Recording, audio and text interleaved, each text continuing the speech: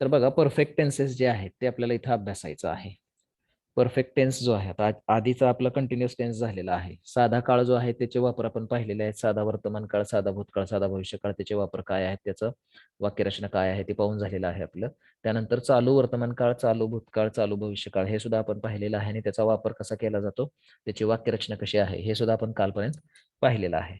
आता इथून पुढे जे आहे ते आपल्याला पाहायचं आहे परफेक्ट टेन्स. परफेक्ट टेन्स म्हणजे त्याला पूर्ण काळ असं म्हटलं जातं. जसं आपण चालू वर्तमान काळ, चालू भूतकाळ आणि चालू भविष्य काळात असं पाहिलं होतं की वर्तमानात एखादी क्रिया चालू असेल तर त्याला चालू वर्तमान काळ म्हटलं जातं. भूतकाळात एखादी क्रिया चालू असेल तर त्याला चालू भूतकाळ म्हटलं जातं आणि भविष्यकाळात एखादी चालू क्रिया राहणार असेल एखाद्या विशिष्ट वेळेत तर त्याला चालू भविष्यकाळ म्हटलं जातं. तसंच हे सुद्धा पूर्ण काळाचे 3 प्रकार आहेत. पूर्ण वर्तमान काळ, पूर्ण भूतकाळ आणि पूर्ण भविष्यकाळ. म्हणजे वर्तमान काळात पूर्ण झालेली घटना दाखवण्यासाठी पूर्ण वर्तमान काळ वापरला जातो.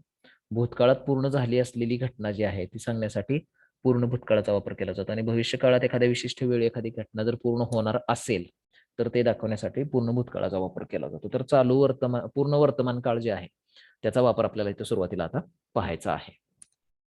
Present perfect tense is used to indicate an action happened in an unspecified time before now. आता इथे तुम्ही गोंधळात पडचाल हे लक्षात ठेवा. पूर्ण वर्तमान काळ आणि साधा भूतकाळ याच्यामध्ये तुम्ही गोंधळात पडाल. कारण दोन्हीकडे काय म्हटलं गेलंय बघा, आत्ताच्या वेळेच्या अगोदर पूर्ण झालेली घटना सांगण्यासाठी भूतकाळाचा वापर केला जातो. साध्या भूतकाळाचा आपण म्हटलं होतं. इथं सुद्धा तसंच म्हटलंय, फक्त एक दोन शब्दांचा फरक आहे. आता त्या 1-2 शब्दांचा फरक काय आहे बघा. पूर्ण वर्तमान काळाचा वापर आताच्या वेळेच्या अगोदर पूर्ण झालेली घटना दाखवण्यासाठीच केला जातो. परंतु ती आताच्या वेळेच्या अगोदर कधी पूर्ण झाली हे नाही माहिती. लक्षात येतंय? Yes sir. दोन्ही घटना म्हणजे साधा भूतकाळ आणि पूर्ण वर्तमान काळ हे दोन्ही घटना आत्ताच्या वेळेच्या अगोदरच पूर्ण झालेल्या आहेत.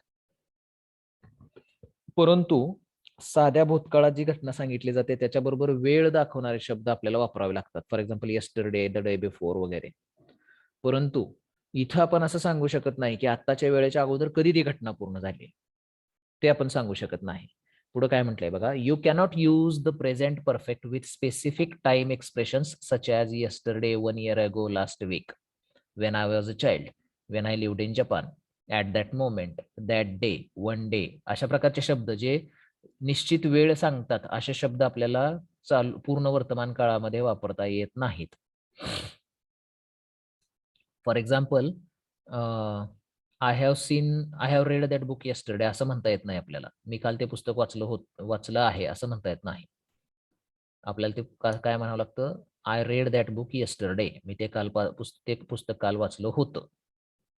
त्यामुळं निश्चित वेळ सांगणारे शब्द आपल्याला पूर्ण वर्तमान काळामध्ये वापरता येत नाहीत. पूर्ण वर्तमान काळ म्हणजे काय आहे तर आत्ताच्या वेळेच्या अगोदर पूर्ण झालेली घटना, परंतु कधी पूर्ण झाली त्याची वेळ माहिती नाही अशी घटना दाखवण्यासाठी पूर्ण वर्तमान काळाचा वापर केला जातो. आणि त्याच्याबरोबर मग काल, 1 वर्षापूर्वी, 1 आठवड्यापूर्वी, ज्यावेळी मी लहान होतो किंवा ज्यावेळी मी तिथं राहत होतो त्यावेळी, एके दिवशी असे शब्द आपल्याला वापरता येत नाहीत. परंतु we can use the present perfect with unspecific time expressions such as ever, never, once, many times, several times, before, so far, already, yet. परंतु अनिश्चित वेळ दाखवणारे जे शब्द आहेत ते मात्र आपण परफेक्ट प्रेझेंटमध्ये वापरू शकतो. पूर्ण वर्तमान काळामध्ये अनिश्चित वेळ दाखवणारे शब्द, अनिश्चित म्हणजे याच्या आधी कधीतरी असं सांगणारे शब्द आपण वापरू शकतो. For example ever, never, once, many times असे शब्द आपण वापरू शकतो. For example I have seen that movie 20 times. मी 20 वेळा तो चित्रपट पाहिलेला आहे. पण असं म्हणू शकत नाही आपण I have seen that movie yesterday. मी तो चित्रपट काल पाहिलेला आहे असं नाही. मी तो चित्रपट काल पाहिलेला होता. I saw that movie yesterday असं म्हणावं लागेल. आपण असं म्हणू शकणार नाही I have seen that movie yesterday. लक्षात येते का हा फरक? हो. साधा वर्तमान काळ आणि काय ते आहे ते म्हणजे साधा भूतकाळ आणि परफेक्ट प्रेझेंट टेन्स. लक्षात आलं? रिपीट करा सर. तुम्ही जॉईन कधी केलेत लेक्चरला?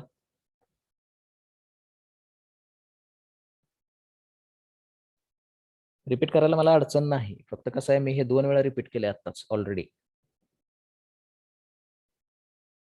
साध्या भूतकाळामध्ये निश्चित वेळ दाखवणारे शब्द वापरले जातात. Yesterday, once, 1 year ago, last week, when I was child असे.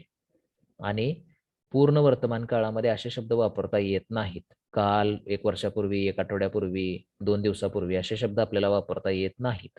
त्याच्याऐवजी आपल्याला ever, never, once, many times, several times असे शब्द वापरता येतात पूर्ण वर्तमान काळामध्ये. For example, I have seen that movie 20 times. मी तो चित्रपट 20 वेळा पाहिलेला आहे, असं आपण म्हणू शकतो परफेक्ट प्रेझेंटमध्ये. परंतु I have seen that movie yesterday असं आपण म्हणू शकत नाही. तिथं I saw that movie yesterday असं म्हणावं लागतं. हा फरक आहे साधा व भूतकाळ आणि पूर्ण वर्तमान काळामध्ये. लक्षात आलाय का? हो. Yes sir. हो. पूर्ण वर्तमान काळाचा पुढचा एक वापर आहे. Perfect present tense is used to show a link between present and past and is commonly used in everyday conversation. भूतकाळामध्ये आणि वर्तमान काळामध्ये त्या क्रियेची लिंक आहे, म्हणजे त्या क्रियेचा परिणाम अजून आहे हे दाखवण्यासाठी पूर्ण वर्तमान काळाचा वापर केला जातो. म्हणजे ती घटना जरी भूतकाळात एखाद्या विशिष्ट वेळी किंवा एखाद्या अनिश्चित वेळी संपलेली असली तरी सुद्धा त्या घटनेचा संबंध आता सुद्धा आहे हे दाखवण्यासाठी परफेक्ट प्रेझेंट टेन्सचा वापर केला जातो. आणि तो परफेक्ट प्रेझेंट टेन्स जो आहे तो दैनंदिन जीवनामध्ये दररोज वापरला जातो. न्यूजमध्ये वापरला जातो, रेडिओच्या चॅनलवरती वापरला जातो, पत्र लिहिताना वापरला जातो. The effect of the action is steel present. त्या क्रियेचा परिणाम जो आहे अजून सुद्धा आपल्या जीवनावरती आपल्या इथं असतो असं पूर्ण वर्तमान काळ वापरल्यानंतर इंडिकेट केलं जातं. For example, she has lived here all her life. ती संपूर्ण आयुष्य तिनं इथं घालवलेलं आहे, इथं तिनं जगलेली आहे, इथं राहिलेली आहे. She has lived her all life here किंवा she has lived her all life here. तर ती पूर्ण आयुष्य तिनं इथं राहिलेली आहे. I have been to Canada. मी कॅनडाला जाऊन आलेलो आहे. I have worked here since I graduated the school. शाळेतून बाहेर पडल्यापासून म्हणजे शिक्षण पूर्ण केल्यापासून मी या ठिकाणी काम केलेलं आहे. तर अशा पद्धतीनं भूतकाळातल्या एखादी क्रिया पूर्ण जरी झालेली असली तरी त्याचा परिणाम जो आहे तो आत्ता सुद्धा आहे. त्या क्रियेचा परिणाम आत्ता सुद्धा आहे असं दाखवण्यासाठी पूर्ण वर्तमान काळाचा वापर केला जातो. आता परिणाम आहे म्हणजे नेमकं काय असतं? फॉर एक्झाम्पल, तुम्ही एखाद्या ठराविक ठिकाणाला भेट देऊन आलेला असाल. आता ते 2-3 वर्षापूर्वी, 4 वर्षापूर्वी अनिश्चित वेळ असेल, ती वेळ अनिश्चित असेल तरी परंतु तुम्हाला समजा त्या ठिकाणाचं नाव घेतलं तरी तुमच्या डोळ्यासमोर त्याचं चित्र उभं राहतं. तिथे गेल्यानंतर तुम्ही काय काय पाहिलं ते. असं जर होत असेल तर ती क्रिया जी आहे ती तुमची जी भेट आहे त्या ठिकाणची ती तुम्ही परफेक्ट प्रेझेंट मध्ये सांगायची आहे. लक्षात आलं? Yes sir. ज्यावेळी हे 2 नंबरचं वाक्य म्हणतो आपण, we have been to Canada, म्हणजे आम्ही कॅनडाला जाऊन आलेलो आहे, म्हणजे तिथले ठिकाण जे आहे ते मला माहिती आहे आणि तिथे कुठं कुठं कसं जाता येतं हे मला अजून सुद्धा आठवतं. असं जर होत असेल त्या ठिकाणाबद्दल तर तुम्ही सांगू शकताय की तुम्ही ते वाक्य जे आहे ते परफेक्ट प्रेझेंट मध्ये सांगू शकताय. लक्षात आलं? किंवा मगाचं एक वाक्य घ्या, I have seen that movie 20 times. मी 20 वेळा तो चित्रपट पाहिलाय. म्हणजे या वाक्याचा अर्थ असा होतोय की तुम्ही त्या चित्रपटातलं काहीही जरी विचारलं तरी मला आता सांगता येतंय. त्याचा परिणाम आता माझ्या मनावरती अजून सुद्धा आहे. तो मला चित्रपट तोंडपाठ आहे, 20 वेळा तुम्ही पाहिलेला आहे असं म्हणत असाल आणि त्याच्यामध्ये जर तुम्ही परफेक्ट प्रेझेंट टेन्स वापरलेला असेल तर त्याचा अर्थ असा आहे की त्या क्रियेचा परिणाम तुमच्या मनावरती अजून सुद्धा आहे. ती गोष्ट तुम्हाला अजून सुद्धा जशीच्या तशी आठवते असा त्याचा अर्थ आहे. लक्षात आलं?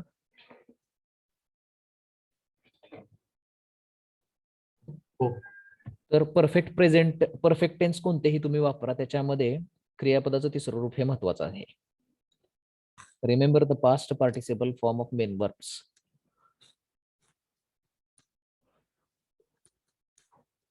जसं मी तुम्हाला सांगितलं होतं, भूतकाळी रूप लक्षात ठेवायचं आहे सिंपल पास्ट टेन्स मध्ये, क्रियापदाचं दुसरं रूप. तसं आता परफेक्ट टेन्स मध्ये तुम्हाला मुख्य क्रियापदाचं तिसरं रूप जे आहे ते लिहिता आलं पाहिजे. तर हा परफेक्ट प्रेझेंट टेन्सचा वापर होता. लक्षात आलाय का? आता इथं तुम्हाला इथं फरक दिलेला आहे बघा. जसं मगाशी कुणीतरी विचारलं सर हे रिपीट करा एकदा, तर इथं त्याचा फरक दिलेला आहे. सिंपल प्रेझेंट टेन्स आणि सिंपल पास्ट टेन्स आणि परफेक्ट प्रेझेंट टेन्स याचा फरक दिलेला आहे. सेंटेन्स 1 काय म्हणतंय, आय सॉ द मूवी, आणि सेंटेन्स 2 म्हणतंय I have seen the movie. मी चित्रपट पाहिला होता, मी चित्रपट पाहिलेला आहे, असा अर्थ आहे दोन्ही वाक्याचा. पहिल्या वाक्याचा अर्थ आहे मी चित्रपट पाहिला होता, आणि दुसऱ्या वाक्याचा अर्थ आहे मी चित्रपट पाहिलेला आहे. I saw the movie and I have seen the movie both refer to an action that was finished in the past. दोन्ही वाक्य काय इंडिकेट करतात की ती जी क्रिया आहे चित्रपट पाहण्याची ती भूतकाळात पूर्ण झालेली आहे. But there is one important difference, परंतु त्याच्यामध्ये एक महत्वाचा फरक आहे. काय फरक आहे? I saw the movie suggest that you saw the movie at a specific time in the past. पहिलं जे वाक्य आहे आय सॉ द मूवी, तर ते असं सांगतंय की तुम्ही एका विशिष्ट वेळी तो चित्रपट पाहिलेला होता. आणि I have seen the movie suggest that you saw the movie at unknown time in the past. आणि तुम्ही ज्यावेळी म्हणता I have seen the movie, तर त्यावेळी त्याचा अर्थ असा होतोय की तुम्हाला कधी पाहिलेला आहे ती वेळ तुम्हाला सांगता येत नाहीये, निश्चित नाहीये, परंतु तो तुम्ही चित्रपट पाहिलेला आहे. असं तुम्हाला त्या दोन वाक्याचा डिफरन्स जो आहे तो लक्षात येतो. सिंपल पास्ट मध्ये टाइम स्पेसिफिक असतो, वेळ निश्चित असते. For example I saw the movie, आपण इथं येस्टरडे असं म्हणू शकतो, आणि I have seen the movie many years ago असं म्हणू शकतो. म्हणजे बऱ्याच वर्षापूर्वी मी चित्रपट पाहिलेला आहे. म्हणजे ही वेळ तुम्ही निश्चित आहे का? ही मेनी इयर्स अगो म्हणजे तुम्ही सांगू शकता का कधी? नाही. म्हणजे तो अनस्पेसिफाईड टाइम आहे. अनस्पेसिफाईड म्हणजे अनिश्चित वेळ आहे. आणि येस्टरडे म्हटल्यावर तुम्ही सांगू शकता कधी पाहिला आहे.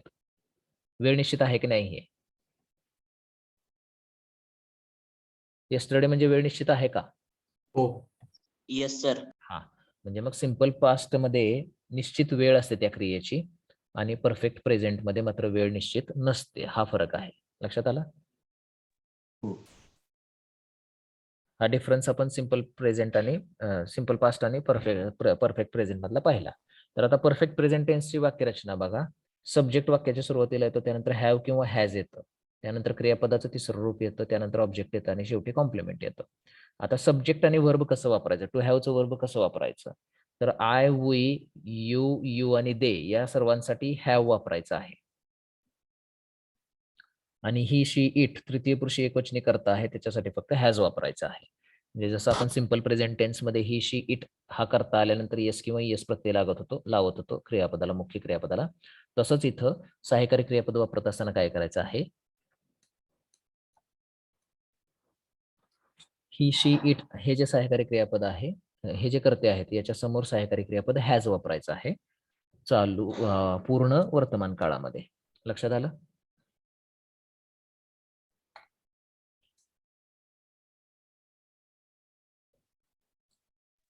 याचं नकारार्थी आणि प्रश्नार्थक वाक्य कसं करायचं हे पुढे दाखवलेलं आहे. होकारार्थी वाक्य आहे I have thought about it. त्याचं प्रश्नार्थक वाक्य करत असताना हॅव जे आहे ते सुरुवातीला घ्यायचं, have I thought about it. आणि याचं जर नकारार्थी वाक्य करायचं असेल तर हॅव नंतर नॉट ठेवायचं, I have not thought about it. You have thought about it, याचं हॅव जे आहे ते जर सुरुवातीला घेतलं तर प्रश्न तयार होतो, have you thought about it. आणि जर नकारार्थी करायचं असेल तर you have not thought about it असं करायचं आहे.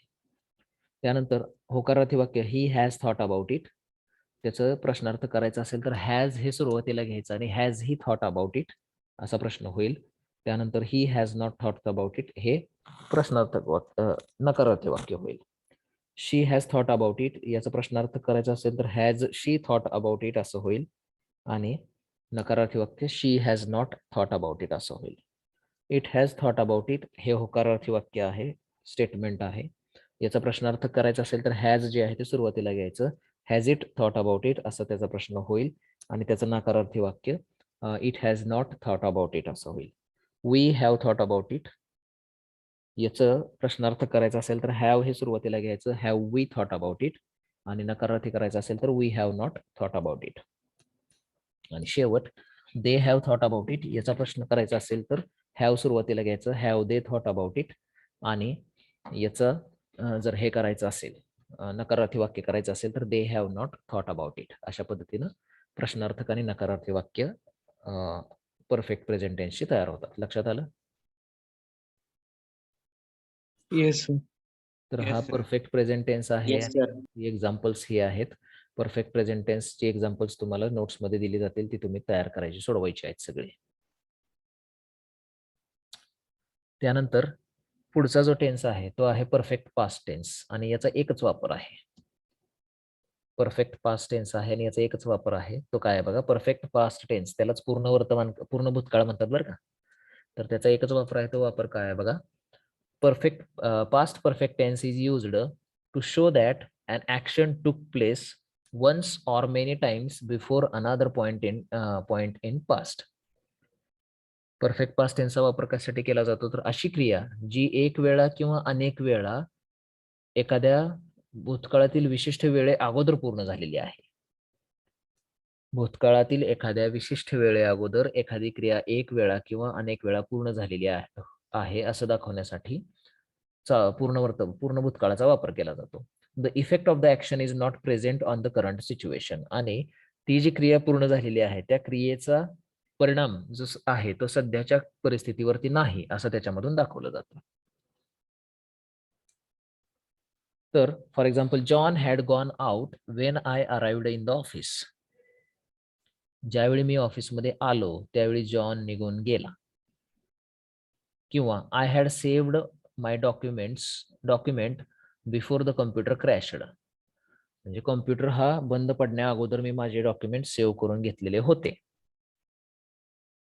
एखाद्या विशिष्ट वेळे अगोदर एखादी क्रिया पूर्ण झालेली असेल भूतकाळामध्ये तर ती दाखवण्यासाठी पूर्ण भूतकाळाचा वापर केला जातो. लक्षात आलं? Yes sir. आणि त्या क्रियेचा परिणाम सध्याच्या परिस्थितीवरती नसतो.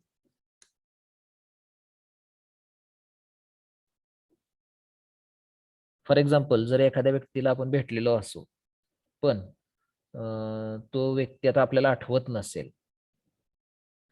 तर आपण त्यावेळी असं म्हणू शकतो की I had met him once. मी एकदा त्याला भेटलो होतो पण आता आठवत नाही. म्हणजे आठवणे न आठवणे ती क्रिया जी आहे, अशी जर क्रिया असेल भूतकाळात झालेली तर ती परफेक्ट पास्ट मध्ये सांगितली जाते. त्याचा परिणाम सध्याच्या परिस्थितीवरती नसतो म्हणून. लक्षात आला? हा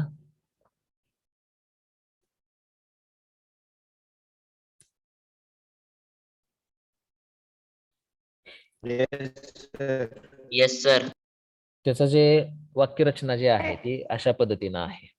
वाक्याच्या सुरुवातीला सब्जेक्ट येतो, त्यानंतर हॅड हे सहाय्यकारी क्रियापद येतं, त्यानंतर मुख्य क्रियापदाचं तिसरं रूप येतं, त्यानंतर ऑब्जेक्ट आणि कॉम्प्लिमेंट येतं. आणि टू हॅवचं एकच रूप याच्यामध्ये वापरलं जातं, ते म्हणजे हॅड. सर्व ठिकाणी टू हॅवचं एकच रूप वापरलं जातं, हॅड, परफेक्ट पास्ट मध्ये. तर बघा त्याचं प्रश्नार्थक, नकारार्थी आणि होकारार्थी वाक्य कसं आहे. I had decided, I had not decided आणि हॅड आय डिसाइडेड असं त्याचं वाक्य होतं. म्हणजे आय हॅड डिसाइडेड याचं जर नकारार्थी वाक्य करायचं असेल तर हॅड नॉट करायचं, आय हॅड नॉट डिसाइडेड. आणि त्याचं जर प्रश्नार्थक वाक्य करायचं असेल तर हॅड हे सुरुवातीला घ्यायचं, had I decided. You had डिसाइडेडचं यू हॅड नॉट डिसाइडेड नकारार्थी होईल आणि हॅड यू डिसाइडेड हे प्रश्नार्थक होईल. शी हॅड डिसाइडेड याचं शी हॅड नॉट डिसाइडेड नकारार्थी वाक्य होईल आणि हॅड शी डिसाइडेड हे प्रश्नार्थक वाक्य होईल. वी हॅड डिसाइडेड याचं वी हॅड नॉट डिसाइडेड हे नकारार्थी होईल आणि हॅड वी डिसाइडेड हे प्रश्नार्थक होईल. दे हॅड डिसाइडेड याचं दे हॅड नॉट डिसाइडेड हे नकारार्थी होईल आणि हॅड दे डिसाइडेड हे प्रश्नार्थक होईल. तर तुम्हाला परफेक्ट टेन्सेस मध्ये लक्षात ठेवायचं आहे क्रियापदाचं तिसरं रूप. हे सारखं सारखं आपण तिथे लाल अक्षरामध्ये दिलेलं आहे कारण हे तुम्हाला लक्षात राहावं. कारण क्रियापदाचं तिसरं रूप हे नॉर्मली परफेक्ट टेन्स आणि पॅसिव्ह टेन्स याच्यामध्येच वापरलं जातं. लक्षात ठेवा, परफेक्ट टेन्स आणि पॅसिव्ह टेन्स मध्ये वापरलं जातं. तर हा परफेक्ट पास्ट टेन्स लक्षात आलाय का? हो. त्यानंतर पुढं आहे एक्सरसाइज, त्याची ही तुम्ही सोडवायची आहे. तुम्हाला मी नोट्स देणार आहे त्यावेळी. परफेक्ट फ्युचर टेन्स आहे हा आता, पूर्ण भविष्यकाळ. आता भूतकाळ काय होता, तर भूतकाळातील एखाद्या विशिष्ट वेळी पूर्ण झालेली घटना. ज्याचा परिणाम आता नाही असं दाखवण्यासाठी पूर्ण भूतकाळाचा वापर केला जात होता. तसंच आता पूर्ण भविष्यकाळ काय आहे बघा. पूर्ण भविष्यकाळ म्हणजे काय आहे तर भविष्यात एखाद्या विशिष्ट वेळी पूर्ण होणारी घटना सांगण्यासाठी या टेन्सचा वापर केला जातो. Future perfect tense is used to show that actions that will be completed before some other point in future. म्हणजे भविष्यात एखाद्या विशिष्ट वेळेच्या अगोदर एखादी क्रिया पूर्ण झालेली असेल हे दाखवण्यासाठी पूर्ण भविष्यकाळाचा वापर केला जातो. For example I will have finished this book by 6 PM. म्हणजे 6 वाजेपर्यंत माझं पुस्तक हे वाचून पूर्ण झालेलं असेल. You will have studied English tenses by next week. पुढच्या आठवड्यापर्यंत तुम्ही टेन्स अभ्यासलेला असेल. तर अशी भविष्यकाळात एखाद्या विशिष्ट वेळे अगोदर एखादी क्रिया पूर्ण होणार असेल तर ते सांगण्यासाठी पूर्ण भविष्यकाळाचा वापर केला जातो. लक्षात आलं?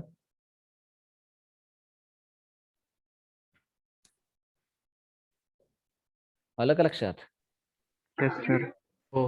किंवा अजून एखादा एक्झाम्पल सांगतो. You will have celebrated Diwali festival by next week. तुम्ही पुढच्या आठवड्यापर्यंत दिवाळीचा सण साजरा केलेला असेल. आलं का लक्षात आता?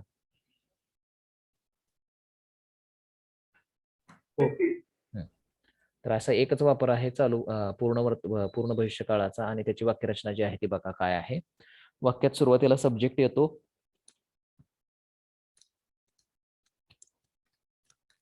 त्यानंतर शाल किंवा विल आणि त्याच्यानंतर हॅव येतं. म्हणजे शाल हॅव किंवा विल हॅव. त्यानंतर क्रियापदाचं तिसरं रूप येतं. त्यानंतर ऑब्जेक्ट येतं आणि त्यानंतर कॉम्प्लिमेंट येतं. शाल हॅव किंवा विल हॅव कसं येणार तर आय आणि वी या दोन्हीच्या पुढे शाल हॅव किंवा विल हॅव दोन्ही चालेल. पण you he she it they याच्या पुढे मात्र विल हॅवच वापरावं लागेल. सहकारी क्रियापद टू हॅवचं. आय आणि वी याच्या समोर तुम्ही शाल हॅव वापरू शकताय किंवा विल हॅव वापरू शकताय. परंतु राहिलेले जे कर्ते आहेत you he she it they याच्या समोर मात्र तुम्हाला विल हॅवच वापरावं लागेल. लक्षात आलं?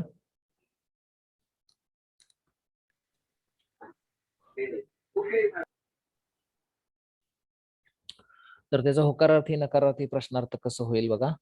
तुम्हाला मी कालच सांगितलेलं आहे. जर एखाद्या वाक्याचं नकारार्थी वाक्य करायचं असेल आणि त्या वाक्यात एकापेक्षा जास्त जर सहाय्यकारी क्रियापद आलेली असतील तर नकारार्थी करत असताना पहिल्या क्रियापदानंतर नॉट ठेवायचा किंवा प्रश्नार्थक करत असताना पहिलं सहाय्यकारी क्रियापद जे आहे ते उचलून अगोदर घ्यायचं. इथं तसंच आहे. आय शॅल हॅव डिसाइडेड असं वाक्य आहे.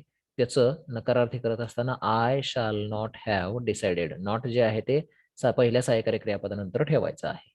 किंवा प्रश्नार्थक वाक्य करायचं असेल तर पहिलं सहाय्यकारी क्रियापद उचलून पुढे घ्यायचं आहे. शॅल आय हॅव डिसाइडेड अशा पद्धतीने. परत एकदा ऐका. एखाद्या वाक्याचं जर तुम्हाला नकारार्थी वाक्य किंवा प्रश्नार्थक वाक्य करायचं असेल तर आणि त्यामध्ये जर एकापेक्षा जास्त सहाय्यकारी क्रियापद आलेले असतील तर नकारार्थी वाक्य करत असताना पहिल्या सहाय्यकारी क्रियापदानंतर नॉट ठेवायचा आणि जर प्रश्नार्थक करायचं असेल तर पहिलं सहाय्यकारी क्रियापद उचलून कर्त्याच्या अगोदर ठेवायचं. जसं यू विल हॅव डिसाइडेड असं वाक्य आहे. त्याचं नकारार्थी वाक्य करत असताना you will not have decided म्हणजे पहिलं सहाय्यकारी क्रियापद विल आहे त्यामुळे त्याच्यानंतर नॉट ठेवलेलं आहे. आणि विल यू हॅव डिसाइडेड पहिलं सहाय्यकारी क्रियापद विल आहे त्यामुळे ते पहिलं सुरुवातीला घेतलेलं आहे. विल यू हॅव डिसाइडेड असा प्रश्न तयार होतो. लक्षात आलंय कसं आहे हे?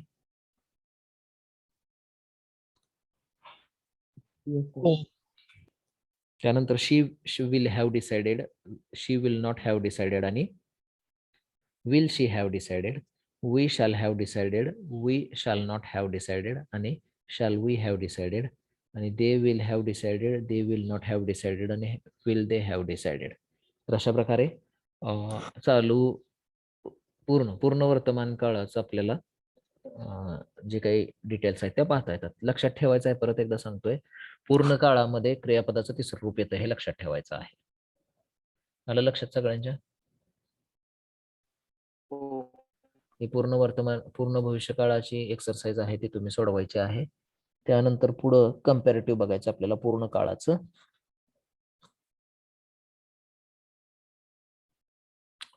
सब्जेक्ट आणि त्याच्यामध्ये येणारे क्रियापद त्या काळानुसार ते आपल्याला दिलेले आहेत. तर परफेक्ट प्रेझेंट टेन्स जर असेल तर त्या परफेक्ट प्रेझेंट टेन्स मध्ये हॅव प्लस क्रियापदाचं तिसरं रूप वापरलं जातं किंवा हॅज प्लस क्रियापदाचं तिसरं रूप वापरलं जातं. आता हॅज आणि हॅव कुठं वापरायचं आहे, तर हॅव हे सर्व ठिकाणी वापरायचं आहे, फक्त ही शी इट हे करते सोडून. ही शी इट हे जर करते आलेले असतील वाक्यात, तर हॅज आणि क्रियापदाचं तिसरं रूप वापरायचं आहे परफेक्ट प्रेझेंट टेन्स मध्ये, म्हणजे पूर्ण वर्तमान काळामध्ये. जर तृतीय पुरुषी एकवचनी करते सोडून इतर करते आलेले असतील, तर हॅव प्लस क्रियापदाचं तिसरं रूप वापरायचं आहे. त्याच पद्धतीनं परफेक्ट पास्ट टेन्स मध्ये हॅड प्लस क्रियापदाचं तिसरं रूप वापरायचं आहे सगळीकडे. तिथं काय हॅड मध्ये बदल करायचा नाही. हॅड प्लस क्रियापदाचं तिसरं रूप वापरायचं आहे. आणि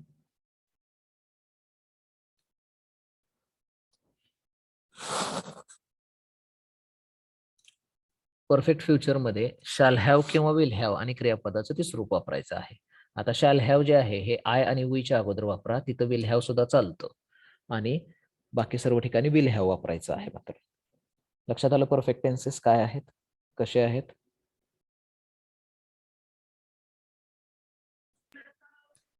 लक्षात आलेलं आहे का? येस. Yes sir. हो सर.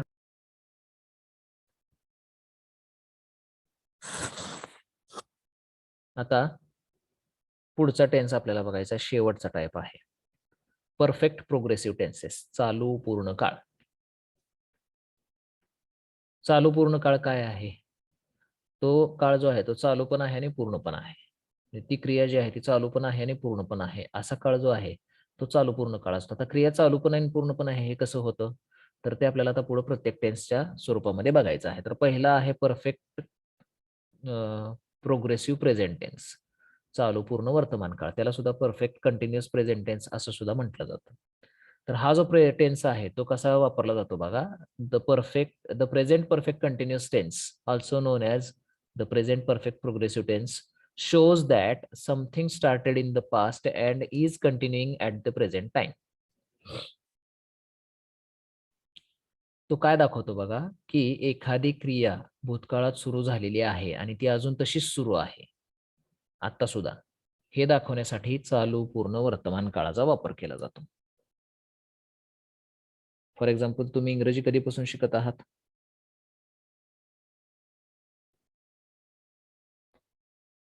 आवाज येतोय ना माझा? हो येस सर. तुम्ही इंग्रजी कधीपासून शिकत आहात? नर्सरी. तुम्ही सगळेजण इंग्रजी कधीपासून शिकत आहात? लहानपणापासून. तेच की, पण म्हणजे कधीपासून एक्झॅक्ट हे? पहिलीपासून. नर्सरी. हा, नर्सरी असेल, पहिली असेल. तर बघा, पहिलं वाक्य तिथे दिलेलं आहे आपलं. Example, we have been learning English since first class. म्हणजे पहिल्या इयत्तेपासून आम्ही इंग्रजी शिकत आहोत आणि अजून सुद्धा शिकताय तुम्ही, बरोबर आहे का? Yes sir. Yes sir. म्हणजे इंग्रजी शिकण्याची क्रिया तुमची तुमच्या ठराविक इयत्तेमध्ये, काही जणांची नर्सरीला झाली असेल, काही जणांची पहिलीला झाली असेल, तर तिथून जी क्रिया चालू झालेली आहे ती अजून चालू आहे तशीच. या अशा क्रिया दाखवण्यासाठी चालू पूर्ण वर्तमान काळाचा वापर केला जातो. लक्षात आलं?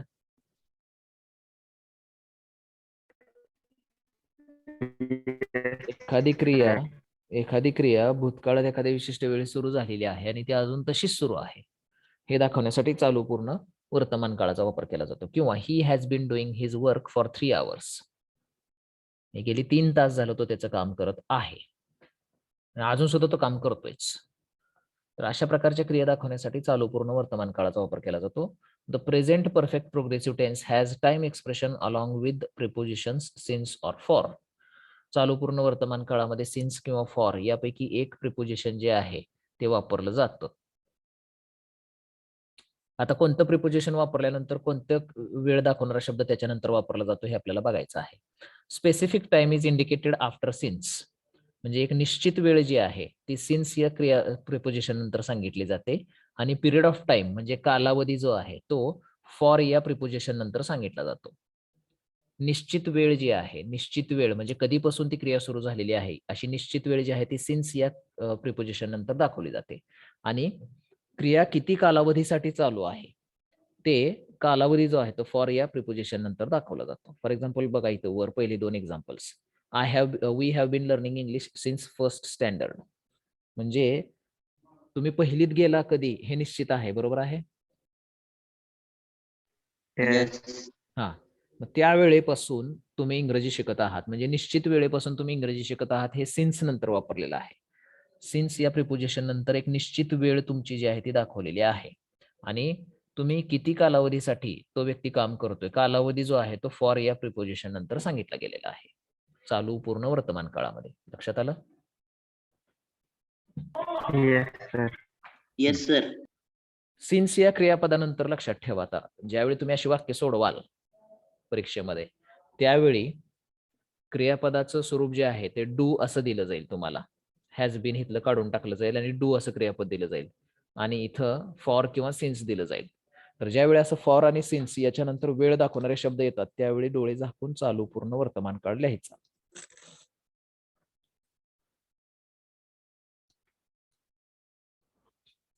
लक्षात आलं? हो. ज्या वाक्यामध्ये सिन्स आणि त्याच्यानंतर वर्ष किंवा असा ठराविक वेळ आणि फॉर आणि त्यानंतर कालावधी दिला जातो, अशा वाक्यामध्ये चालू पूर्ण वर्तमान काळ वापरायचा. एकच एवढा वापरायचा चालू पूर्ण वर्तमान काळाचा, आणि त्याची वाक्यरचना काय आहे बघा.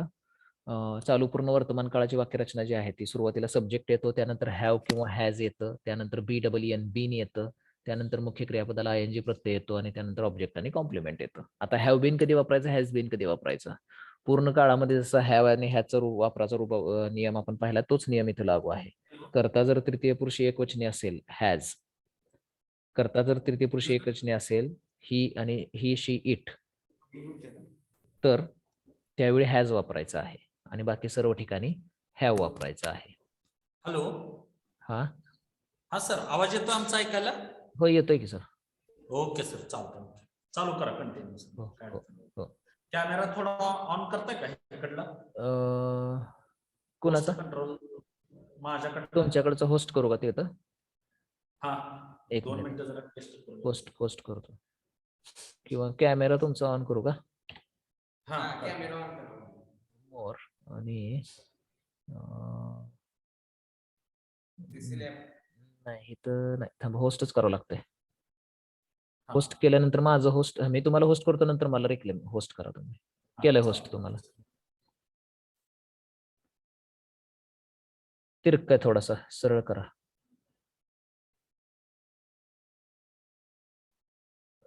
सरळ सरळ करा थोडं. नाही, तिरका झाला. थोडं सरळ. हा हा हा.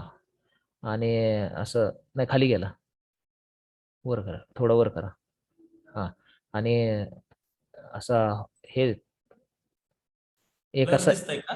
हा, थोडं ब्लर दिसतंय आणि एका साईडला झाल्यासारखं दिसतंय कॅमेरा असं. नाही, उलट. हा, थोडं आणि अलीकडे सरकवा इकडं. व्हाईट बोर्डच्या अपोजिट साईडला थोडासा कॅमेरा पोझिशनच हे करा. गायकवाड सर बसले त्या ठिकाणी सरकवायचा कॅमेरा तिकडं. तिरका झाला, तिरका.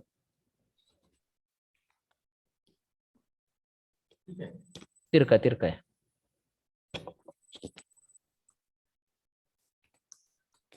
आणि थोडं, हा, ठीक आहे, आता आहे.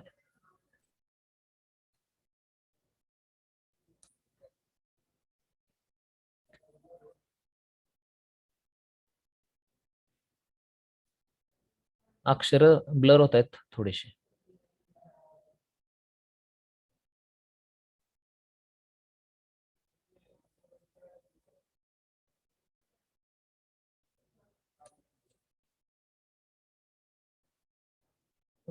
मुजर सर, मला होस्ट करा तिथं, झालं असेल तर.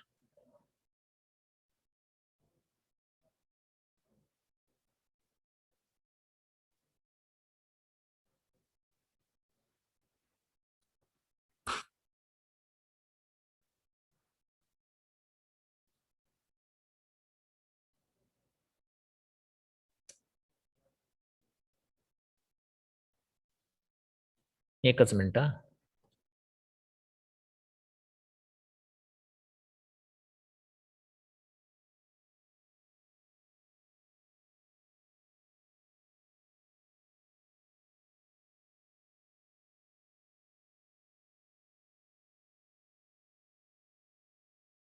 चालू द्या सर, तुमचं कंटिन्यू चालू द्या.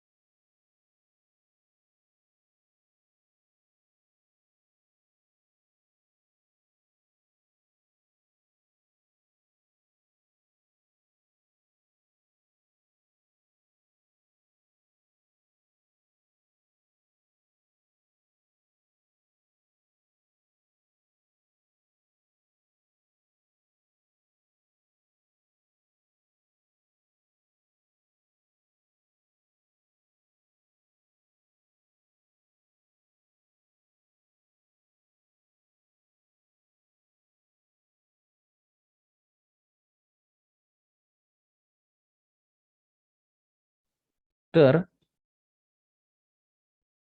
त्याचं जे वाक्यरचना जे आहे ते आपल्याला आता इथं पाहायचे आहे. तुम्हाला मी स्क्रीन प्रेझेंट करतो एकदा. तर वाक्यरचनेमध्ये काय आहे बघा, सब्जेक्ट येतो सुरुवातीला, त्यानंतर हॅव ऑब्लिक हॅज येतं. आता हॅव कधी वापरायचं, हॅज कधी वापरायचं हे खाली आपल्याला तिथं दिलेलं आहे सब्जेक्ट आणि वर्ब मध्ये. त्यानंतर BWN हे कॉमन आहे. वर्ब ING वापरला जातो. शेवटी ऑब्जेक्ट आणि कॉम्प्लिमेंट वापरलं जातं. आता इथं काय आहे बघा, तर ही, शी, इट हे जे 3 कर्ते आहेत यानंतरच हॅज बीन वापरायचं आहे. जसं आपण परफेक्ट टेन्स मध्ये वापरत होतो हॅज, ही, शी, इट नंतर, तसंच इथं आहे. इथं हॅज बीन जे आहे ते ही, शी, इट नंतर वापरायचं आहे आणि बाकी सर्व कर्त्याच्या यानंतर हॅव बीन वापरायचं आहे. म्हणजे तृतीय पुरुष एकवचनी करता असेल तर हॅज बीन वापरा आणि बाकी सर्व कर्त्यांच्या समोर हॅव बीन वापरायचं आहे. हे लक्षात आलं वाक्यरचना वगैरे? Yes sir. हो सर.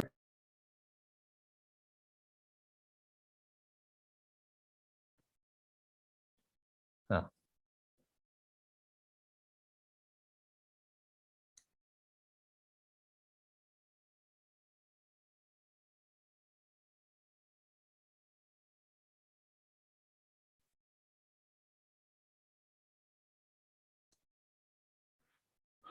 तर बघा,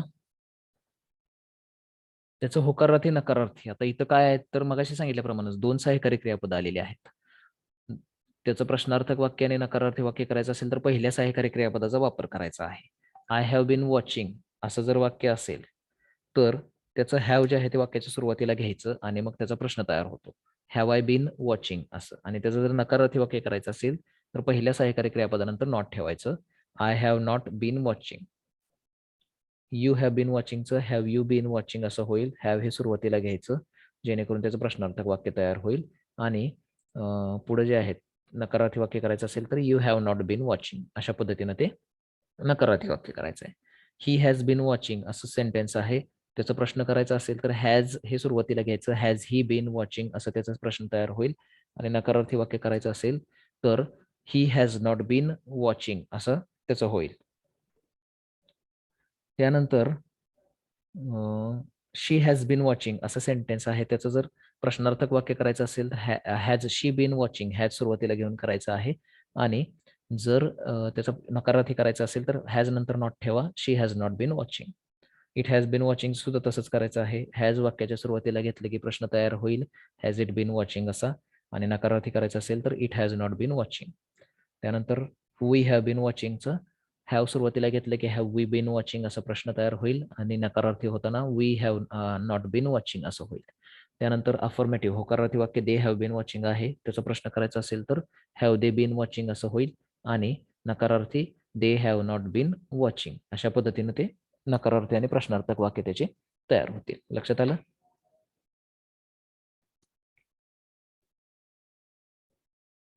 आवाज ऐकतोय का माझा सगळ्यांना?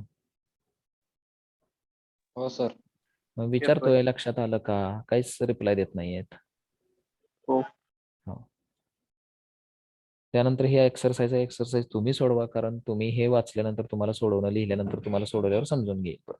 आता दुसरा टेन्स आहे परफेक्ट प्रोग्रेसिव्ह मधला, तो आहे परफेक्ट प्रोग्रेसिव्ह पास्ट टेन्स, चालू पूर्ण भूतकाळ.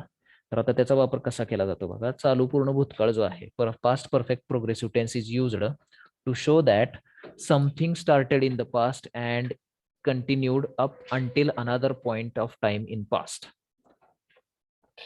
भूतकाळात एखादी घटना सुरू झाली आणि भूतकाळातीलच एखाद्या दुसऱ्या वेळेपर्यंत ती सुरू राहिली असं दाखवण्यासाठी चालू पूर्ण भूतकाळाचा वापर केला जातो. For 5 minutes and for 2 weeks are both durations which can be used with the past perfect continuous tense. म्हणजे 5 मिनिटासाठी, 2 आठवड्यांसाठी अशा प्रकारचे वेळ दाखवणारे, कालावधी दाखवणारे शब्द जे आहेत हे चालू पूर्ण भूतकाळामध्ये वापरले जाऊ शकतात.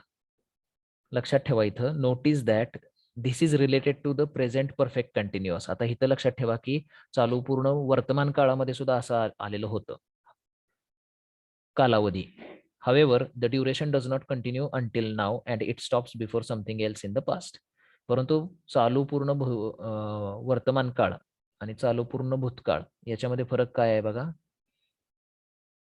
की चालू पूर्ण वर्तमान काळामधली जी क्रिया आहे ती भूतकाळात सुरू झाली आणि आतापर्यंत चालू आहे, आणि चालू पूर्ण भूतकाळामध्ये काय आहे तर ती क्रिया भूतकाळातच सुरू झालेली आहे आणि भूतकाळातच एका विशिष्ट वेळेपर्यंत ती सुरू राहिलेली आहे, ती आतापर्यंत आलेली नाही. असा चालू पूर्ण भूतकाळाचा फरक आहे. लक्षात आलं?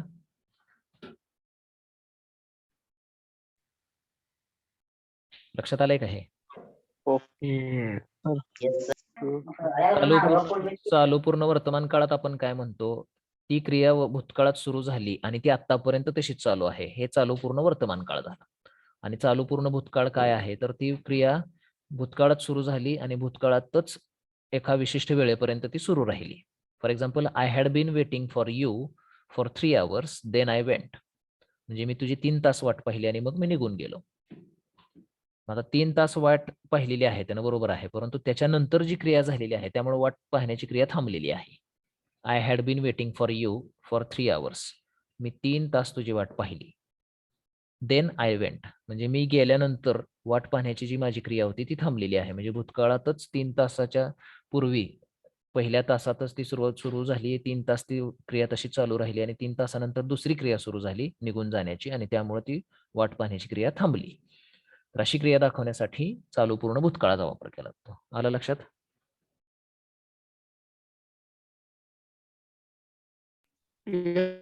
सर. किंवा आपण घरातली एखादी अशी क्रिया घेऊ शकतो बघा, की एखादा पंखा जर चुकून चालू राहिलेला असेल तुमचा आणि तुम्ही काल पूर्ण दिवसभर तो पंखा चालू राहिला आणि तुम्ही काल संध्याकाळी घरी आलात, त्यावेळी तुम्ही तो बंद केला आणि ती गोष्ट तुम्ही आज सांगत आहात कुणाला तरी, तर तुम्ही काय म्हणणार? The fan had been on the whole day. काल पूर्ण दिवसभर पंखा चालू होता. When I came home I turned it off. आणि ज्यावेळी मी घरी आलो त्यावेळी तो बंद केला. म्हणजे फॅन जो आहे तो पूर्ण दिवसभर चालू होता काल आणि तो बंद कधी झालेला आहे तर भूतकाळातच तुम्ही जो ज्यावेळी तो बंद केला त्यावेळी तो बंद झालेला आहे. म्हणजे भूतकाळात सुरू होऊन दुसरी क्रिया सुरू होण्यापर्यंत ती क्रिया बंद झालेली आहे. अशी क्रिया दाखवण्यासाठी चालू पूर्ण भूतकाळाचा वापर केला जातो. लक्षात आलं? Yes sir. Yes sir. तर याची वाक्यरचना, याचा सुद्धा वापर एकच आहे आणि त्याची वाक्यरचना काय आहे बघा. सब्जेक्ट आहे, त्यानंतर हॅड बीन येतं. जसं पूर्ण भूतकाळामध्ये हॅड येतं तसंच इथं हॅड बीन येतं, एकच सहाय्यकारी क्रियापद. त्यानंतर क्रियापदाला आयएनजी प्रत्यय येतो, त्यानंतर ऑब्जेक्ट आणि कॉम्प्लिमेंट येतं. आता टू हॅवचे रूप कोणते वापरायचे तर हॅड बीन हे सगळीकडे वापरायचं आहे टू हॅवचं. त्यामुळे इथं काही फरक नाहीये, म्हणजे हॅव ह्या सारखा फरक इथं नाहीये. तर त्याचं होकारार्थी आणि नकारार्थी वाक्य कसं करायचं बघा. म्हणजे होकारार्थी वाक्याचं प्रश्नार्थक वाक्य आणि नकारार्थी कसं करायचं. सेम रूल आहे. आय हॅड बीन वॉचिंग असं वाक्य आहे. त्याचं हॅड जे आहे ते वाक्याच्या सुरुवातीला घेतलं, हॅड आय बीन वॉचिंग असं त्याचं वाक्य होईल. I had not been watching असं त्याचं नकारार्थी वाक्य होईल. म्हणजे सहाय्यकारी क्रियापदावरतीच अवलंबून आहे प्रश्न तयार करायचा आणि नकारार्थी वाक्य तयार करायचं. यू हॅड बीन वॉचिंग असं वाक्य आहे, त्यातलं हॅड जे आहे ते वाक्याच्या सुरुवातीला जर घेतलं तर प्रश्न तयार होतो, हॅड यू बीन वॉचिंग. आणि नकारार्थी कसं तयार होईल, तर यूच्या नंतर हॅड नंतर नॉट ठेवायचं आहे, you had not been watching. त्यानंतर ही हॅड बीन वॉचिंग असं वाक्य आहे, त्याच्यातलं हॅड जर सुरुवातीला घेतलं तर हॅड ही बीन वॉचिंग असा प्रश्न तयार होईल आणि he had not been watching असं नकारार्थी वाक्य तयार होईल. इट हॅड बीन वॉचिंग आहे, हॅड इट बीन वॉचिंग असा त्याचा प्रश्न तयार होईल हॅड वाक्याच्या सुरुवातीला घेऊन आणि हॅड नंतर नॉट ठेवल्यानंतर नकारार्थी तयार होईल. वी हॅड बीन वॉचिंग असं वाक्य आहे, त्याचा प्रश्न तयार करत असताना हॅड वाक्याच्या सुरुवातीला घ्यायचा आहे, हॅड वी बीन वॉचिंग असं त्याचं वाक्य होईल आणि नकारार्थी we had not been watching असं होईल. त्यानंतर दे हॅड बीन वॉचिंग असं वाक्य आहे, त्याचं प्रश्नार्थक वाक्य हॅड दे बीन वॉचिंग असं होईल आणि नकारार्थी वाक्य they had not been watching असं होईल. तर लक्षात आलं ह्याचं परफेक्ट पास म्हणजे चालू पूर्ण भूतकाळाचं. भूतकाळातच सुरू होऊन भूतकाळातच एखादी क्रिया सुरू होऊन भूतकाळात ती संपलेली असेल दुसऱ्या क्रियेच्या नंतर दुसरी क्रिया सुरू झाल्यानंतर त्याला त्या ठिकाणी चालू पूर्ण भूतकाळाचा वापर केला जातो. शेवटचा टेन्स आहे, ही एक्सरसाइज आहे तुम्ही सोडवायची आहे. त्यानंतर शेवटचा टेन्स आहे चालू पूर्ण भविष्यकाळ. त्याच्या शब्दातच त्याचा अर्थ दडलेला आहे. चालू पूर्ण भविष्यकाळ म्हणजे भविष्यकाळात एखादी क्रिया भविष्यकाळातीलच एखाद्या विशिष्ट वेळेपर्यंत एखादी क्रिया जर चालू राहणार असेल तर ती दाखवण्यासाठी चालू पूर्ण म्हणजे भूतकाळाचा वापर केला जातो. तर काय केलंय सांगितलंय बघा, future perfect progressive tense is used. चालू पूर्ण भविष्यकाळ वापरला जातो to show that something will continue up until a particular event or time in future. म्हणजे एखादी क्रिया सुरू होऊन भविष्यातील एखाद्या विशिष्ट वेळेपर्यंत चालू राहील हे दाखवण्यासाठी चालू पूर्ण भविष्यकाळाचा वापर केला जातो. For 5 minutes, for 2 weeks and since Friday are all durations which can be used with future perfect continuous tense. 5 मिनिटासाठी, 2 आठवड्यांसाठी, शुक्रवारपर्यंत अशा प्रकारचे सगळे शब्द जे आहेत वेळ दाखवणारे हे आपण चालू पूर्ण भविष्यकाळामध्ये वापरू शकतो. Notice that this is related to the present perfect continuous and past perfect continuous. तुम्ही हे सुद्धा इथं लक्षात घ्यायचं आहे. हेच शब्द चालू पूर्ण वर्तमान काळामध्ये आणि चालू पूर्ण भूतकाळामध्ये सुद्धा वापरले जातात. परंतु त्याच्यामध्ये फरक काय बघा, however with future perfect continuous the duration stops at or before a reference point in future. जसं वर्तमान काळात सुरू झालेली घटना आत्तापर्यंत चालू राहिलेली आहे, भूतकाळात सुरू होऊन आत्तापर्यंत चालू राहिलेली आहे म्हणजे चालू पूर्ण वर्तमान काळ होता. भूतकाळातच सुरू झालेली घटना भूतकाळातच दुसऱ्या क्रियेपर्यंत येऊन थांबलेली आहे ती चालू पूर्ण भूतकाळ होता. तसंच भविष्यकाळात चालू पूर्ण भविष्यकाळ म्हणजे काय आहे, तर चालू पूर्ण भविष्यकाळाचं कसं आहे, तर ती घटना जी आहे ती भूतकाळातील एका विशिष्ट वेळेपर्यंत चालू राहणार आहे दुसऱ्या क्रियेपर्यंत, तर ते चालू पूर्ण भविष्यकाळ आहे. एक्झाम्पल त्याचं बघा, I shall have been waiting for you till you come. तू येईपर्यंत मी तुझी वाट पाहत असेन. आता वाट पाहण्याची क्रिया तो येईपर्यंत चालू राहणार आहे भविष्यकाळातच, म्हणून तिथं चालू पूर्ण भविष्यकाळ वापरलेला आहे. लक्षात आलं? Yes sir. तर याची वाक्यरचना जी अशी आहे बघा, आता सहाय्यकारी क्रियापद 3 आहेत इथं. शॅल हॅव बीन अशी आहेत किंवा विल हॅव बीन. सब्जेक्ट सुरुवातीला येतो, त्यानंतर शॅल किंवा विल पैकी एक वापरलं जाईल, त्यानंतर हॅव बीन वापरलं जाईल, त्यानंतर क्रियापदाला आयएनजी प्रत्यय आणि ऑब्जेक्ट आणि complement.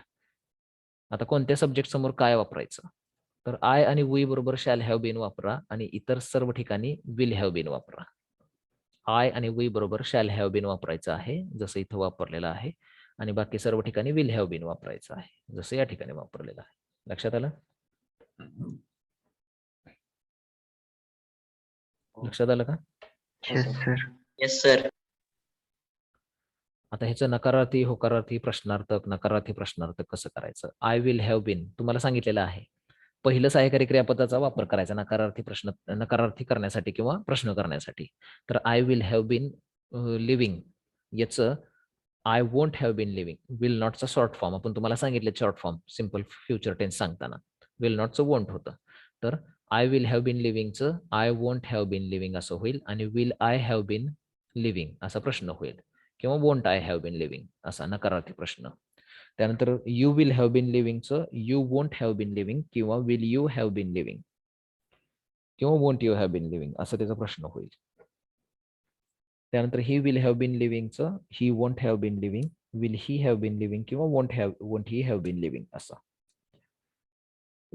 We will have been living याचा we won't have been living किंवा will we have been living असा होईल. Won't we have been living असा सुद्धा होईल. दे will have been living they won't have been living आणि will they have been living किंवा won't they have been living असा त्याचा होकारार्थी नकारार्थी प्रश्नार्थक नकारार्थी प्रश्नार्थक वाक्य जे आहे ती तयार होतात. लक्षात आलं? Yes sir. तर इथं टेन्सेसचा पार्ट आपला संपतोय. आपण सिम्पल टेन्सेस पाहिले, परफेक्ट टेन्सेस पाहिले, परफेक्ट प्रोग्रेसिव्ह टेन्सेस पाहिले, शिवाय कंटिन्युअस टेन्स सुद्धा पाहिलेले आहेत. टेन्सेस मध्ये काय अडचण आहे का कुणाला?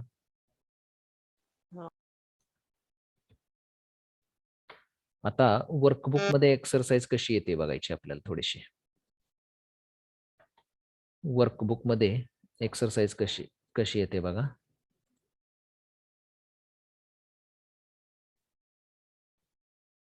वर्कबुक मधले एक्सरसाइज सगळ्यांनी हे सोडवायचे आहेत. मी तुम्हाला सांगतो आता वर्कबुक मध्ये टेन्स वरती एक्सरसाइज कशी आहे.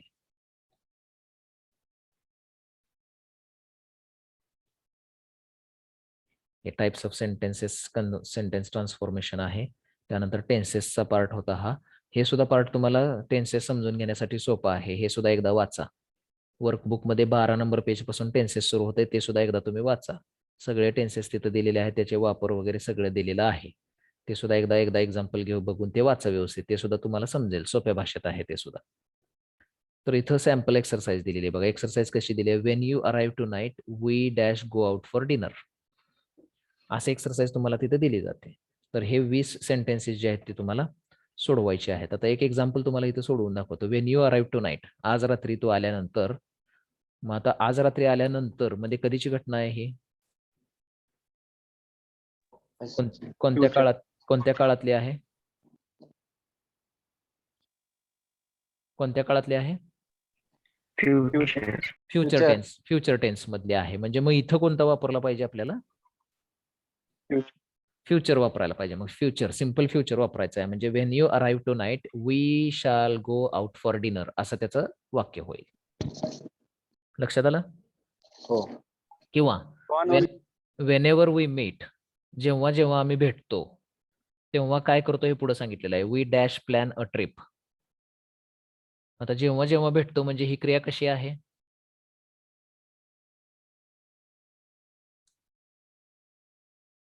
पास्ट. नाही, जेव्हा जेव्हा भेटतो. आता ही भेटण्याची क्रिया जी आहे ती कशी आहे? म्हणजे कशी? चालू. नाही, कोणतरी आता आधी काहीतरी सांगितलं होतं ते. फ्युचर. सतत होणारी क्रिया आहे. आणि सतत होणारी क्रिया कोणत्या काळात दाखवली जाते आपण तुम्हाला सांगितलेलं आहे. सतत होणारी क्रिया कोणत्या काळात दाखवली जाते?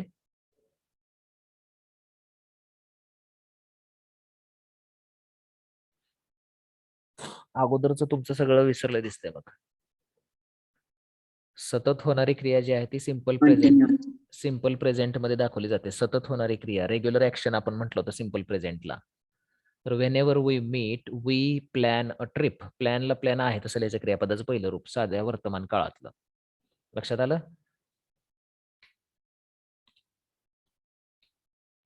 Yes sir. अशा प्रकारे काही शब्द तुम्हाला वाक्यात तुम्हाला हिंट देतात. जसं आता इथं व्हेनेवर हा शब्द आहे. व्हेनेवर म्हणजे सतत घडणारी क्रिया आहे. त्यानंतर when you arrive tonight, tonight हा शब्द आहे.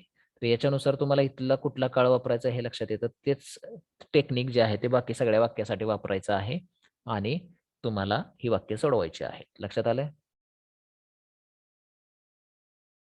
हो.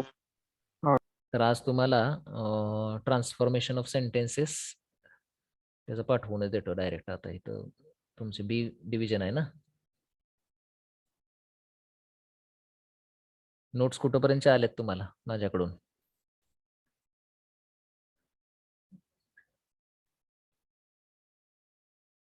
ग्रुपला कुठपर्यंत आलेत नोट्स बघा जरा.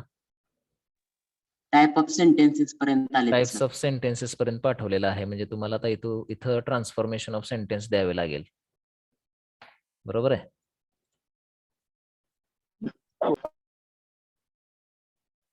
ट्रान्सफॉर्मेशन ऑफ सेंटेन्सेसचे नोट्स पाठवलेत आता बघा ह्या ग्रुपला. आता ह्या लिहा.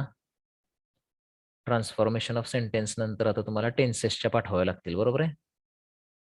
हो.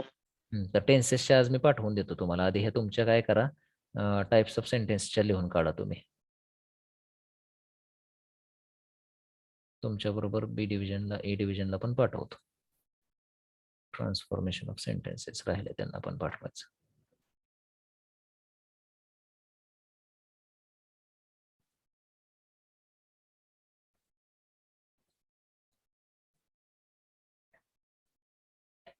तर ठीक आहे. ट्रान्सफॉर्मेशन ऑफ सेंटेन्सेसच्या नोट्स तुम्हाला पाठवलेल्या आहेत. त्या नोट्स तुम्ही अभ्यासा व्यवस्थित. आणि आता अटेंडन्स तेवढी द्या आजची.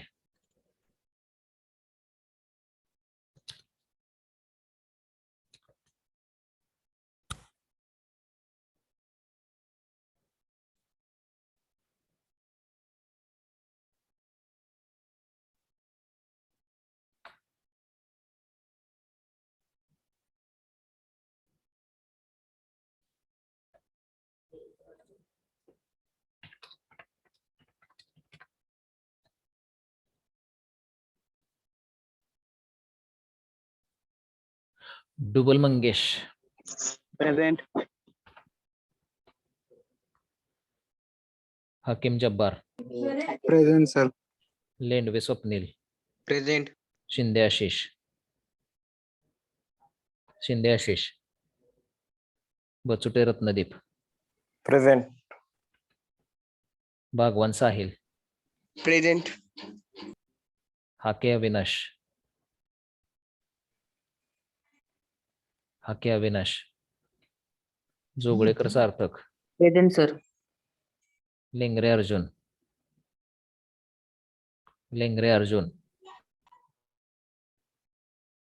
Shinde Om Shashikant, present sir. Chavan Balkrishna, present sir. Kamble Prathamesh, Yadav Prem, Kamble Vishwajit,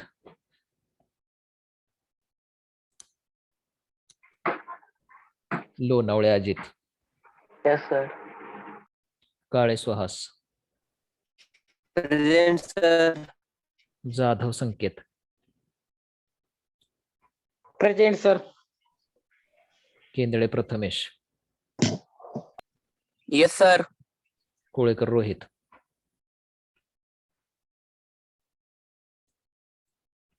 Shelke Gyandeep,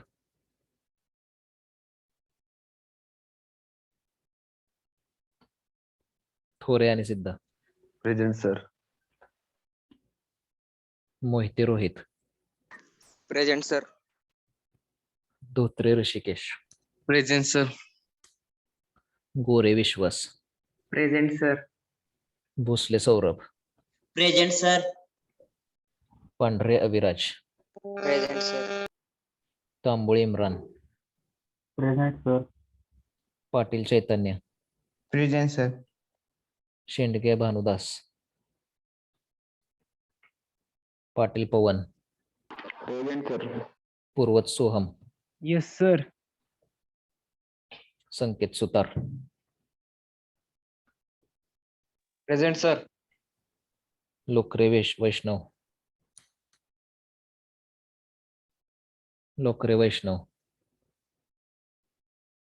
Tekale Yash, Jadhav Shubham, present sir. Mulik Sarthak, present. Jadhav Vaibhav, Dongre Digvijay, present sir. More Sanjay,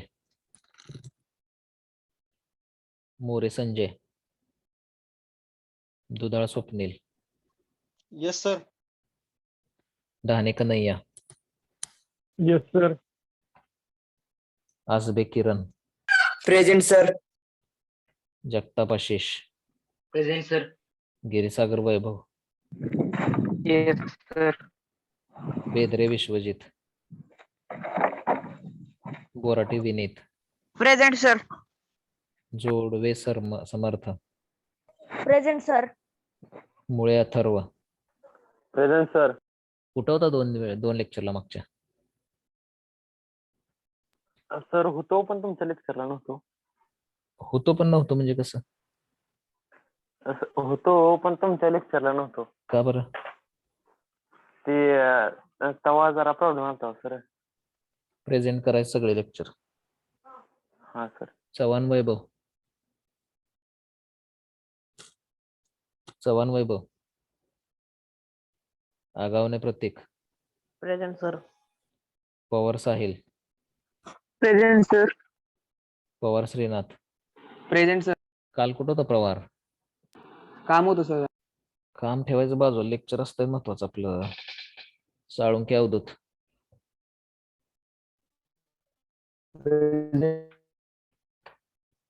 Chavan Prathamesh, yes sir. Mane Atharva, Pise Sunny, present sir. Janjane Nagesh, yes sir. Dongre Sudarshan, present sir. Gaikwad Abhijit, Waghmare Sanket, present sir. Galphade Nikhil, present sir. Shinde Om Yashwant, present sir. Bodke Gaurav, present sir. Dongre Sanket, Mamore Shubham, present sir. Patole Swapnil,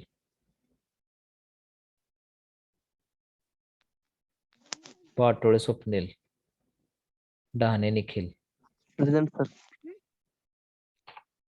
अजून ऍबसेंट लागली का कोणाची? सर कोळेकर रोहित राहिलाय.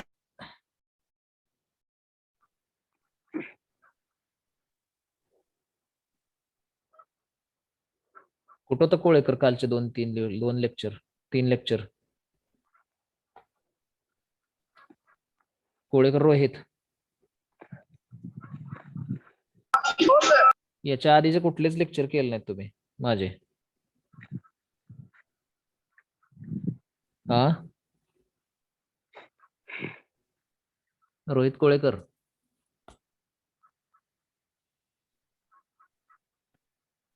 रोहित कोळेकर,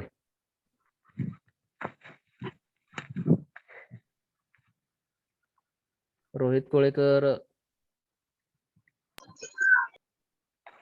आता ऍबसेंट लावण्यात येईल बरं का.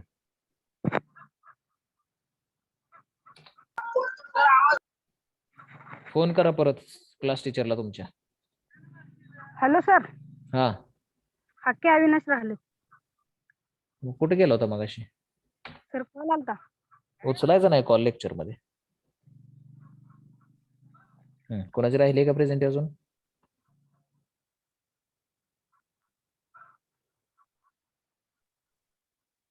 प्रेझेंट राहिली का कुणाची?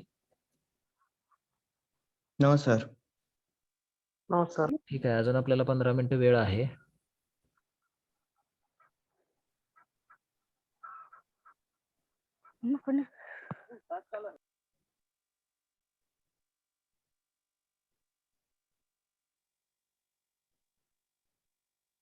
तर सेंटेन्सेस देतोय सोडवायला, सेंटेन्सेस सोडवा आता.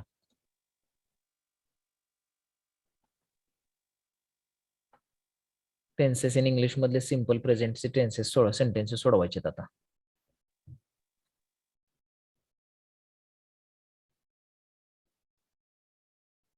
सोडवा ही सेंटेन्सेस. चला सांगायचे ते सेंटेन्सेस, मला मी विचारेल त्यांना सांगायचे.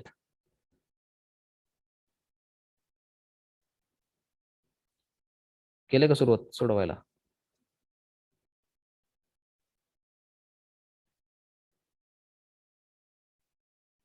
सेंटेन्सेस सोडवायला सुरुवात केली का? हो सर. सोडवा सेंटेन्सेस चला.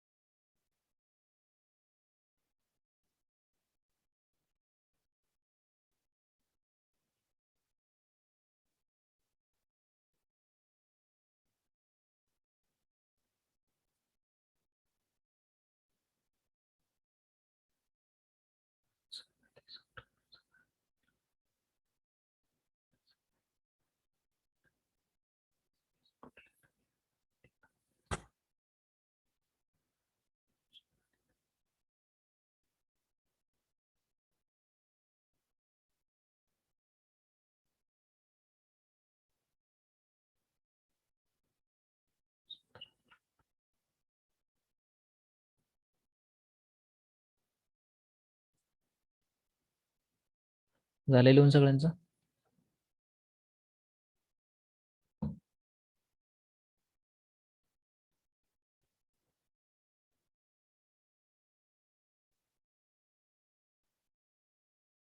लिहून झालंय का? नाही. नाही.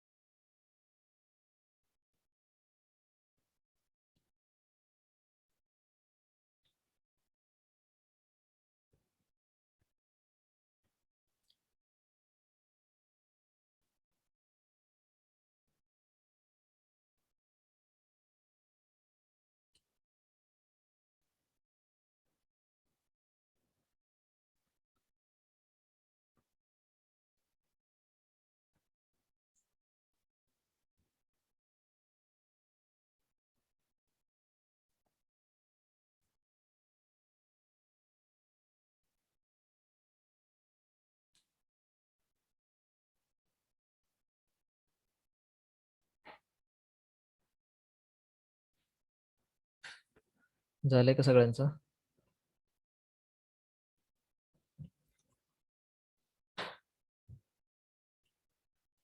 सगळ्यांना एक सूचना आहे, लंच ब्रेक जो आहे तो आता म्हणजे आजचे दिवस दुपारी 12 ते 2:30 या वेळेत असेल. 12 ते 1चं लेक्चर होणार नाही, 12 ते 2:30 या वेळेत लंच ब्रेक असेल. झालेच झालं. झालेत वाक्य? हो. सांगा याचं काय होईल?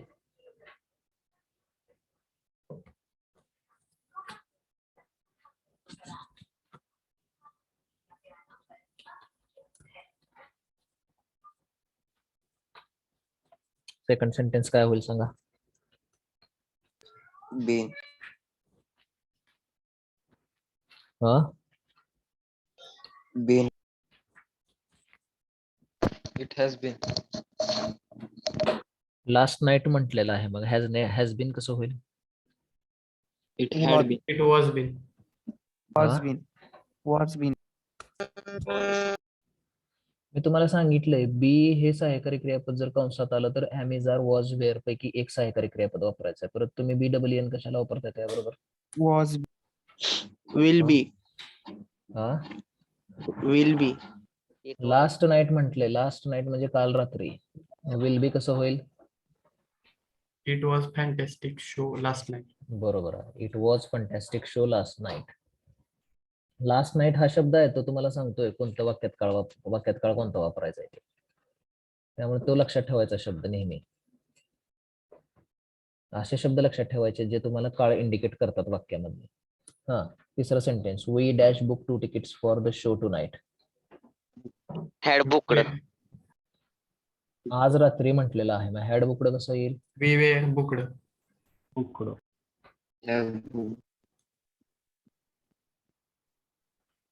आजच्या रात्रीसाठी आपण 2 तिकीट्स बुक केलेले आहेत. ऍक्च्युली शो जरी आजच्या रात्रीचा असला तरी बुक केलेले आहेत.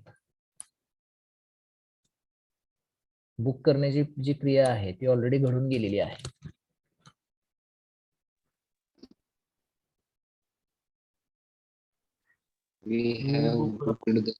बरोबर आहे. We have booked 2 tickets for the show to night.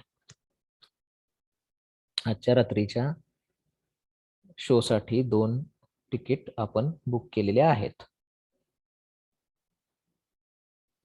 चौथं sentence, they dash visit a farm 2 weeks ago. They had visited a farm 2 weeks ago. They had येणार का दे हॅव येणार? 2 आठवड्यापूर्वी त्यांनी शेताला भेट दिली होती.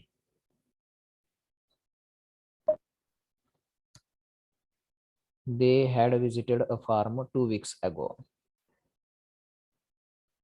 2 आठवड्यापूर्वी भेट दिलेली होती. किंवा they have visited the farm 2 weeks ago असं सुद्धा चालेल. हॅड बरोबर आहे. हॅड किंवा हॅव कसं काय बरोबर येतंय ते तुम्हाला दिलेल्या डिफरन्स नुसार बघायचं. तुम्हाला नोट्स पाठवतो त्यामध्ये. जरी चुकलेलं असलं वाक्य तर ते नंतर दुरुस्त करायचं आहे. ठीक आहे.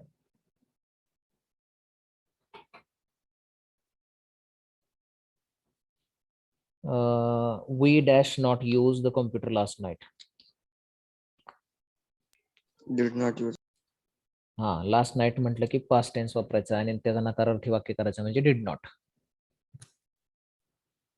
तर ठीक आहे, पहिली 5 सेंटेन्सेस आपण इथं पाहिलेली आहेत. आजच्या लेक्चरसाठी आपण इथंच थांबूयात. आता लंच ब्रेक सुरू होईल तुमचा 12 पासून 2:30 पर्यंत. 2:30 ला परत एकदा पुढच्या लेक्चरसाठी जॉईन करायचं सगळ्यांनी. आलं लक्षात? 12 Yes, लेक्चर नाही sir. सर आता. 12चं लेक्चर होणार नाहीये. 12 ते 2:30 लंच ब्रेक असेल तुमचा आजच्या दिवसासाठी. तर आजच्या दिवसासाठी आपण इथंच थांबतोय. Thank you very much. Have a good day. Lecture सोडलं तरी चालेल. थँक्यू.